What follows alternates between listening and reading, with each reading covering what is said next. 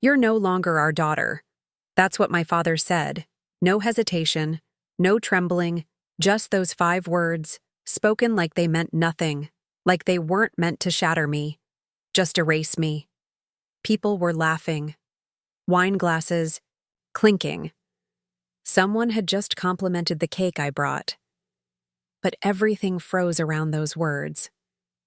Like someone had hit mute on the world, and somehow everyone else kept smiling. It wasn't a holiday. That would have been easier. Holidays come with baggage, with tension, with traditions you expect to feel suffocated by. No, this was my graduation celebration. Mine. I was 23. First in our family to finish college, top of my class, full scholarship. Honors cords still creased from the suitcase I hadn't even unpacked. I'd driven 6 hours straight just to be here in time, to be with them, to hand them a check, $30,000 of my own scholarship stipend. Not because I had to, because I wanted them to breathe a little easier. Because maybe if I gave enough, they'd finally see me. Instead, my dad held the check up between 2 fingers like it was contaminated. "This family didn't need your success," he said. "It needed your obedience." Then he ripped the check in half. No one gasped. No one flinched. My mother sipped her drink like he was reading the weather, and then came the real cut. He turned toward my sister, Emily, and smiled. "We'll give her your room. She deserves it more." Deserves. That word. Like I'd stolen something just by working hard. Like everything I built was offensive to them. I didn't speak. Not yet. I just stood there, still holding the strawberry cake I baked myself, because my mom said store-bought was too cold. Funny. Cold would have been an improvement. But that blow didn't come out of nowhere. I knew the storm had been forming for years. I just kept telling myself it was rain, not a flood. Just days earlier, I'd thrown Emily an engagement party. Paid for the catering, decorated the backyard with lights. She didn't even mention me in her toast, not once. That was my role. Background music, the fixer, the family shadow therapist, the one who stayed up all night comforting others, but cried into a pillow so no one had to return the favor. My father loved strength, as long as it looked like him. My mother followed whatever wind he was breathing. And Emily, she learned how to glow in a way that made my silence feel shameful. She was the sun, I was the eclipse, and I played along. Because somewhere deep down, I thought that's what love looked like. Giving until you disappeared. I told myself being overlooked was noble. That one day they'd turn and say, "Thank you for holding us together." But love doesn't punish you for shining in the wrong room. "You don't belong in this house anymore," my dad said. And that was it. Not yelled, not whispered, just delivered, like he was giving me my mail. "You don't belong. Not here. Not in this house. Not with this family." I didn't argue, I didn't cry. Not yet. I just kept holding the cake, like maybe if I didn't move, this scene would delete itself. That someone would finally say, "Wait, this isn't right." Someone would stand, but they didn't. My mother folded napkins. My aunt refreshed. Drinks. Emily. She didn't even look up. I should have dropped the cake. Slammed it onto the floor, screamed every thought I swallowed for 2 decades. But I didn't. Because part of me still thought maybe I could fix this. Maybe if I just stayed, calm. Maybe if I explained how much I gave up, skipping spring breaks to work 2 jobs, sending money home when Dad's business dipped, covering Emily's credit card bill that one time so it wouldn't embarrass the family. None of it mattered. What? I learned that day was simple. Some people don't love you quietly. They erase you loudly and expect you to thank them for the favor. I finally set the cake down on the kitchen counter. My hands left little strawberry smears across the glass platter. A fingerprint. A goodbye. My father turned his back. That was his last word to me. My mother? She adjusted the music volume like I was interrupting the mood. And Emily? She laughed. At something someone said in the next room, as if I'd already left. I walked out the front door with no suitcase. Just my purse, my keys, and the sound of my own breath hitting harder than any scream. No one followed. No one asked if I was okay. No one cared that the girl who carried their weight for years had just crumbled in silence. But that's the thing about silence. It can be loud. It can echo in ways screams never will. And that night, that exact moment, was the last time they saw me. Until the day they read my name on a funeral program and realized too late I hadn't disappeared. Was just becoming the version of me they'd never be able to control again. I didn't die. But something in me did. That version of me, the one who begged to be seen, who thought if she just stayed kind enough, small enough, useful enough, she'd be loved. She didn't survive. I left that night with no plan. No goodbye. I just drove. Miles and miles of yellow lines, gas station coffee, and silence. I didn't even know where I was heading until I ended up outside a friend's apartment in the city. I hadn't talked to her in months, but I texted, "Can I crash on your floor?" She didn't ask questions, just left the door unlocked. Curled up in the corner of her studio with a throw pillow and my coat over me like a blanket. She worked nights, so I had the space to myself. I'd lie there during the day, watching the ceiling, waiting for something inside me to click back into place. It never did. Days blurred. My body moved, but I wasn't really there. I'd scroll through my phone just to feel like I was still connected to the world, but no one called, not once. Not my sister, not my mom. And somehow, that hurt more than what my father said. I thought maybe they'd cool down. That someone would call and say, "Okay, that was too far." Or at least, "Are you safe?" But silence was louder than cruelty. It had an echo. And it said everything they were too polite to admit. "We're fine without you." Then came the whispers. A cousin I hadn't seen in years sent me a DM. Just one line. "Are you okay?" Emily said you had a breakdown. Breakdown? I read it 5 times. Before I could breathe again. That's how they did it. They didn't scream. They didn't fight. They rewrote the story in whispers and handed it out like flyers. I tried one last time. Just once. I wrote the longest email of my life. Not angry, not begging, just honest. I told them I felt discarded. I told them I loved them anyway. I asked for anything. My mom never responded. Instead, I got a forwarded message from her. "Stop causing drama. This family is better without your chaos." Chaos. That's what they called my grief, my confusion, my humanity. I stared at the screen for so long, the words burned into my retinas. And for the first time, I didn't feel sad. I felt stupid. Stupid for ever thinking I could be enough for people who never liked seeing me full. Stupid for shrinking, myself in a house that only applauded when I disappeared. But the worst part? I still hoped my sister would text. Emily always came to me when things got dark, when she crashed her car and needed someone to lie, when she got into that fight with her fiancé and called me crying at midnight. I thought maybe she'd say, "I didn't know he'd say that. I didn't mean to hurt you." But instead, she blocked me. Just like that. Like I was a spam caller. Like I was dangerous. I lost my job that same month. I'd been so disconnected that I missed meetings, emails. The real world didn't wait for heartbreak to heal. And with no income, I lost my apartment. I stayed in a shelter for a while. A clean one. Quiet. I told myself it was temporary. I told myself it was a writing retreat, even though I hadn't written a word in weeks. I stopped recognizing my reflection. Not because I looked different, but because I no longer knew who I was supposed to be without their version of me. I used to journal every night, but now I started tearing the pages out. It was like watching an obituary being written in real time. No one noticed.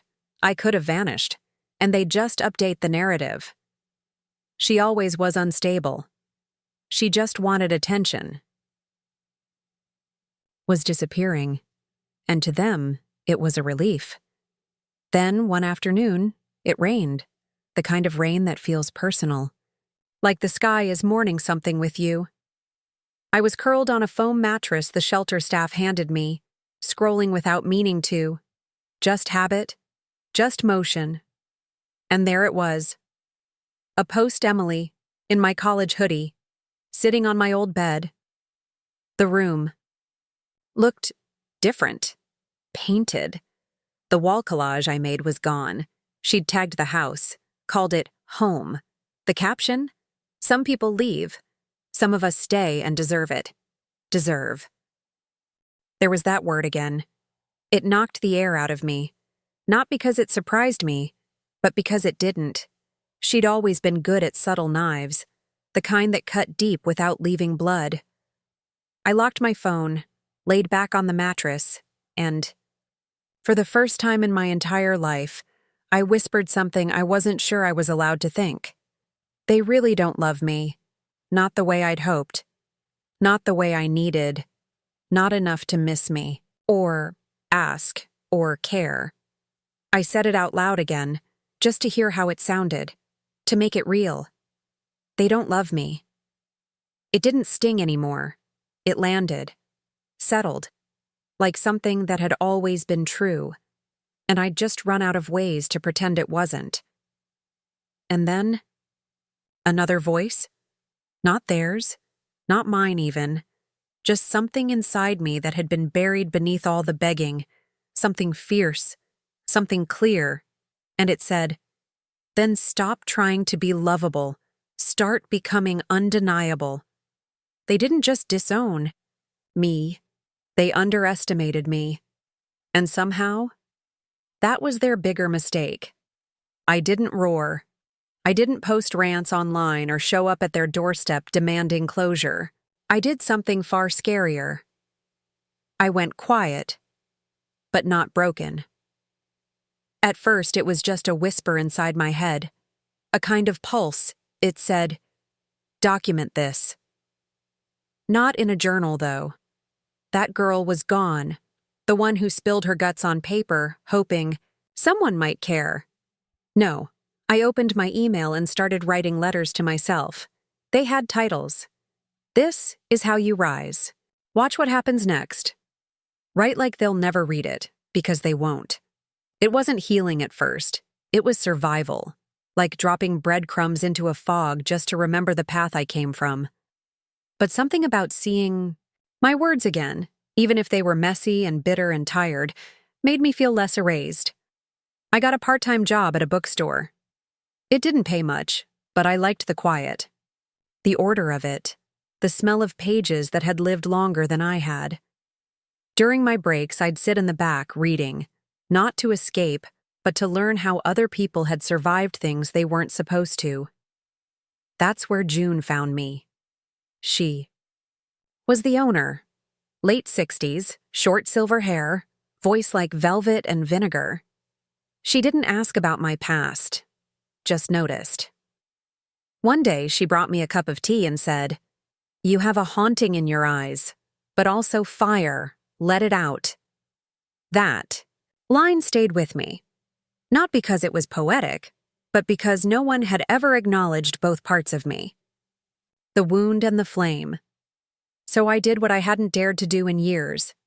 I applied to a master's program, but this time I used a pseudonym, a different name.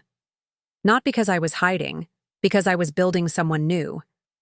I submitted my essays, my academic papers, the ones I'd written while the world fell apart. I didn't tell a soul, not even June. 2 months later, an acceptance letter landed in my inbox. I stared at it for a long time. Not in disbelief, but in mourning, because I finally realized I had waited so long for my family to see me, when I should have been building a life that didn't depend on being seen by them at all. I moved again, a new city, a night job cleaning offices, a tiny studio with paper-thin walls. I lived on coffee and cheap noodles and hope so fragile it scared me. But I was free. No one knew where I was. No one expected anything from me. And for the first time, I wasn't checking my phone, hoping someone would care. I wasn't trying to be lovable anymore. I was just learning how to exist. And slowly, something started to change. I began saying no. No to the coworker who asked invasive questions and called it small talk. No to the guy who texted "you up" at 2 a.m. but never asked how my day was. No to the old friend who resurfaced just to relive our pain together like it was a performance. I realized people revealed themselves faster when I wasn't begging. Them to like me, and saying no didn't make me lonely, it made me honest. The turning point came one night in class, a trauma psychology seminar. I was half asleep, scribbling notes, when the professor said, "When people ghost you emotionally, they hope you'll stay haunted." I sat up like someone had slapped me, because that's what they'd done. They hadn't just pushed me out. They'd hoped I'd wander forever, a ghost in search of a door that was never going to open again. That night, I couldn't sleep. So I opened my laptop, bought a domain name, started a blog. I used my real name, not the one they tried to bury. Mine. I wrote a post, just one. It wasn't fancy. It wasn't polished. It was raw. A story about what it feels like to be erased by the people who created you, and how to survive it without disappearing yourself. I hit publish. I went to work the next day like nothing happened, but when I checked my phone on break, something had shifted. The post had spread. Not viral exactly, but real. Comments flooded in.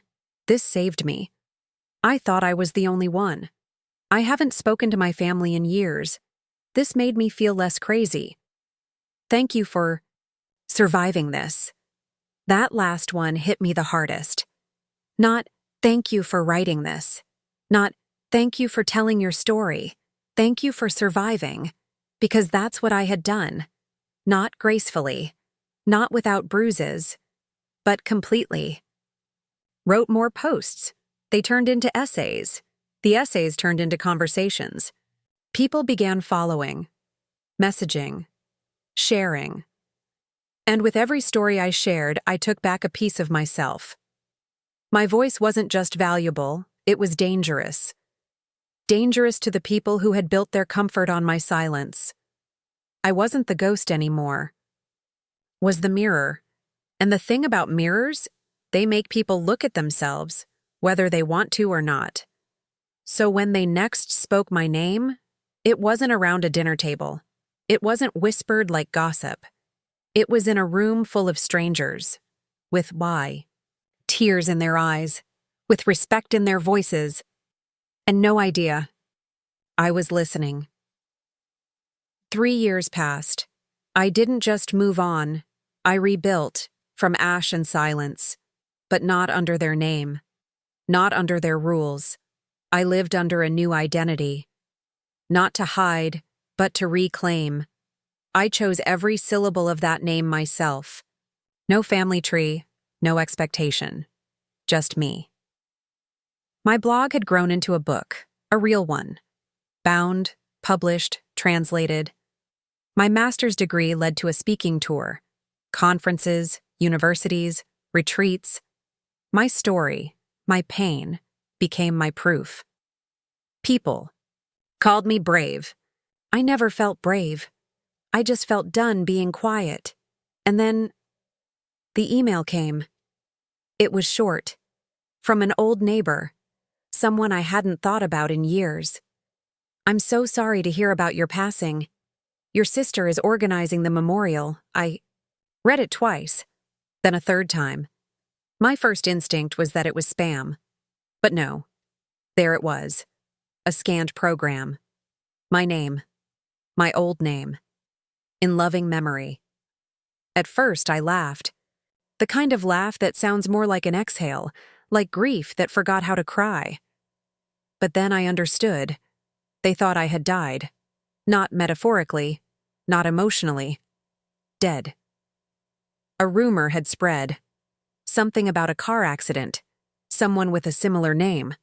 And instead of correcting it, my family confirmed it. My sister, the same one who blocked me, stood up and told the world I was gone. I wondered why. Sympathy, maybe. Attention.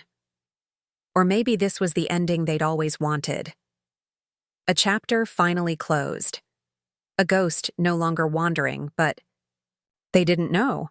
I was alive and scheduled to speak at a women's summit just 20 minutes from their town. It wasn't planned.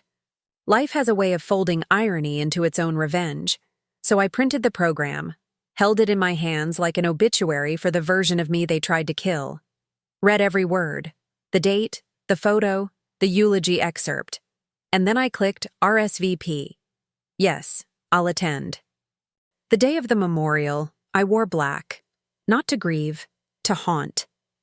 They held it at the local community center, the same place where they threw me my 18th birthday party. The same room where my father once raised a toast, saying, "Claire will go far, just not too far." I remember laughing, thinking it was a joke. It wasn't. The room hadn't changed. Beige walls, folding chairs, weak coffee and styrofoam cups. Familiar faces, older now, but still frozen in the same hierarchy of whispers and polite betrayals. They didn't recognize me. Not at first. People gave speeches. A cousin, an old teacher, a neighbor I used to help with groceries. Then my sister took the mic. Her voice trembled. Claire was misunderstood, but she always loved hard. She cried, real tears, but not for me, for herself. She needed to be the grieving hero, the last one standing. The sister who mourned the sister she let disappear. I let her speak. I let her get to the part about how I struggled with mental health, how I was too sensitive, how the family tried everything. And then, the doors creaked. I stepped in. The silence was instant. Heads turned, eyes widened. My father went pale. My mother's hand flew to her chest. My sister froze mid-sentence, the paper shaking in her hand. They all looked like they'd seen a ghost, and in a way, they had. But I wasn't there to haunt them. I was there to resurrect the truth. I walked slowly to the front, took the mic from my sister, gently, without a word. She didn't stop me. She couldn't. I turned to the room, looked them in the eye. One by one. I'm not here to forgive. I'm not here to fight. I held up the book. My book. I flipped to the dedication page and read it aloud. To the girl they buried before she was dead. You made it. Then I opened my phone and read a few of the blog comments. Strangers who had survived what I survived. Strangers who now used my words to survive something worse. I didn't yell. I didn't accuse. I told the truth. Calm, clear, unapologetic. My family didn't lose me. They threw me away. And then they tried to claim my grief as theirs. But it doesn't belong to them. People didn't clap. They didn't need to. The silence was enough. My father looked away. My mother wiped a tear but couldn't meet my eyes. Sister? She sat down. Her eulogy crumpled in her lap. I didn't stay long. I closed with one line. You buried me before I was dead. Now let me show you what survives. And I walked out. No anger, no storming. Just steps that no longer needed their permission. And when I left that podium, not a single person followed them. They followed me. They tried to reach out afterward. Not right away. Not in the stunned silence that followed the memorial. But once they realized, I wasn't coming back to them. That's when the messages started. My father sent an email. Short, formal. Let's talk privately. This has gone too far. Too far, as if reclaiming my name, my voice, my life was an act of aggression, as if honesty was a weapon. My mother followed with a voice message. Her voice was brittle, the kind that sounds like it's trying to cry but won't allow itself to. You embarrassed us, but I hope you're okay. Not, I'm sorry. Not, we were wrong. Just shame, dressed up as concern. And then there was Emily. She didn't text, she wrote a letter, handwritten. Blue ink, 2 pages. I miss you. I didn't know how to protect you. A part of me read that line over and over again, looking for sincerity. But another part, the part that spent years shrinking to fit her spotlight, finally understood something. I didn't need her protection. I just needed her not to be part of the harm. I didn't reply to any of them.